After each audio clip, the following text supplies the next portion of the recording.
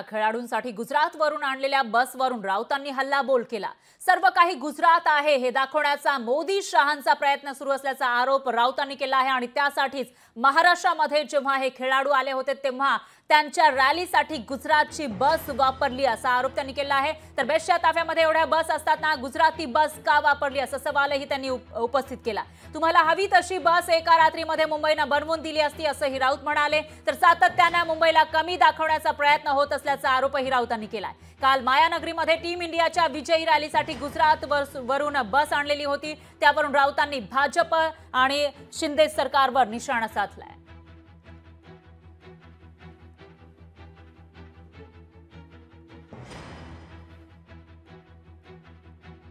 तर महाराष्ट्रामध्ये ही रॅली निघालेली होती। महाराष्ट्राची राजधानी मुंबईमध्ये ही रॅली निघालेली होती, विजयी रॅली। मात्र इथं आलेले जे खेळाडू आहेत त्यांना ज्या बसमध्ये बसवलं होतं ती ओपन डेक बस ही गुजरातवरून आणण्यात आली होती आणि त्यावरून संजय राऊत यांनी हल्लाबोल केला आहे। तर महाराष्ट्रामध्ये ही बस तुम्हाला एका रात्रीमध्ये मुंबईने बनवून दिली असती तरी सुद्धा तुम्ही गुजरातवरून ही बस का आणली, हा महाराष्ट्राला कमी दाखवण्याचा प्रयत्न असल्याचा आरोप संजय राऊतांनी केला।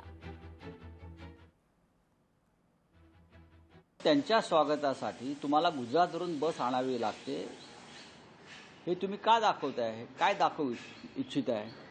यापूर्वी सुद्धा अशा प्रकारचे संघ किंवा अशा प्रकारचे उत्सव झाले तेव्हा मुंबईनं त्यांचं जोरदार स्वागत केलं आहे। मुंबईच्या ताफ्यामध्ये बेस्टच्या ताफ्यामध्ये अशा प्रकारच्या बसेस आहेत। जर नसती तर बनवून घेतली असते एका रात्रीमध्ये, एवढी मुंबईची क्षमता आहे।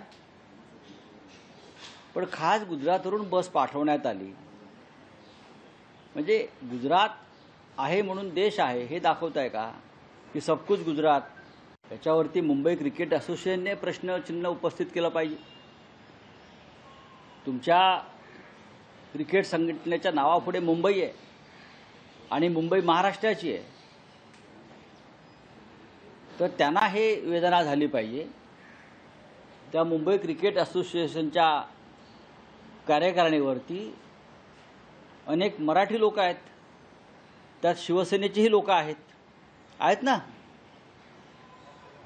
त्यात शिवसैनिक सुद्धा आहेत असं मी समजतो।